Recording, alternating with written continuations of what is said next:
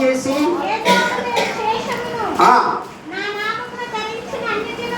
నా నామమును ధరించిన అన్యజనులు అందరికీ నా జనుల స్వాస్థ్యం అగునట్లు.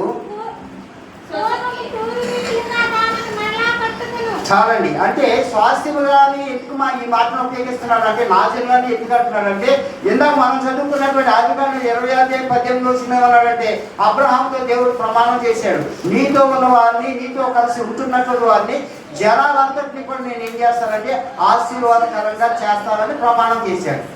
ఆశీర్వాదం వచ్చిన ఎక్కడ జ్ఞాపకం చేసుకుంటున్నాడంటే, ఆమోస్ గ్రంథం 9:11 దగ్గరికి వచ్చేదానికి తన కుమారుడైనటువంటి దావీదును ముందు పెట్టుకుంటున్నాడు.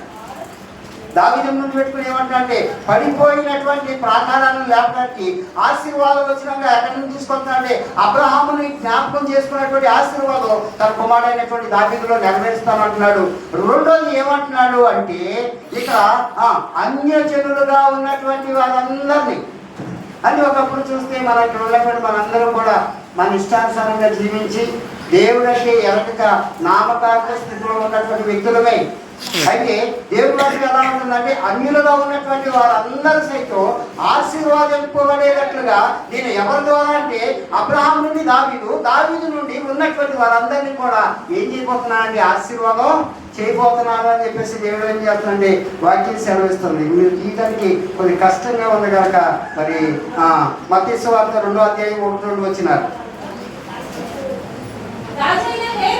రాజైన హేరోదు దినముల యందు యోదయ దేశపు బెత్లెహేములో యేసు పుట్టిన పిమ్మట ఇదిగో తూర్పు దేశపు జ్ఞానులు యెరూషలేమునకు వచ్చి, యూదుల రాజుకు పుట్టినవాడు ఎక్కడున్నాడని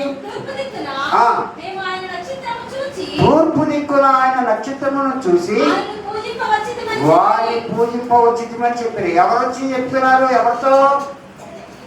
హేరోదు అనేటువంటి వ్యక్తి ఆ దేశాన్ని పరిపాలిస్తున్న రాజుగా ఉన్నాడు. రాజుగా తన పరిపాలనలో ప్రజలను పరిపాలిస్తున్న రాజు దగ్గరికి వెళ్ళి ఈ జ్ఞానమైన వారు అంటున్నారు, అయ్యా తూర్పు దిక్కున మేము నక్షత్రాన్ని చూసి యూదుల రాజు ప్రాంతంలో పుట్టబోతున్నాడంట, ఆయన ఎక్కడున్నాడు అని అడుగుతున్నారు. ఎవరిని? రాజు అయినటువంటి హేరోదు. రాజు దగ్గరికి వెళ్ళి మరి రాజు ఎక్కడ అంటే ఎలా ఉంటుందండి? ఎలా ఉంటుంది? బాగుంటుందా? ఆ మాట వెళ్ళినటువంటి దానికి ఏమొచ్చిందంటే చాలా కోపం వచ్చింది. అంటే మన చిన్నపిల్లలకు నేర్పించే ఆ పాటల్లో పాట ఉంది, యూదులకు రాజుగా పుట్టినవాడు